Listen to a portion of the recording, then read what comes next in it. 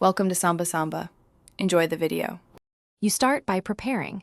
Make sure you remember your current Apple ID credentials and that crucial files are backed up.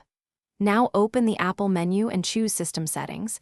Click your name at the top to reach Apple ID settings. Once there, review linked services like iCloud, Messages, and FaceTime so you know what will change. Make sure two-factor authentication devices are accessible. You'll need a verification code to change account details and to avoid lockouts during the process. Next, you'll sign out the current Apple ID to switch to a new one. In Apple ID settings, click Sign Out. When prompted, choose whether to keep copies of contacts, calendars, and Safari data locally so nothing is lost. Enter your password and verification code when requested.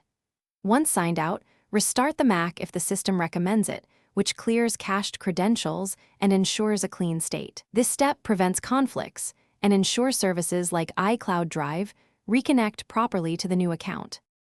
Finally, sign in with the new Apple ID from System Settings and enter the password, then complete two-factor authentication using your device or verification code. Choose which iCloud services to enable and decide whether to merge local data with iCloud. Merging keeps device data intact. Once signed in, open App Store, Messages, and FaceTime to confirm they are linked to the new ID. If something goes wrong, sign out and sign back in. Check network and Apple system status, and reboot before retrying. Thanks for watching. Consider subscribing if we helped you.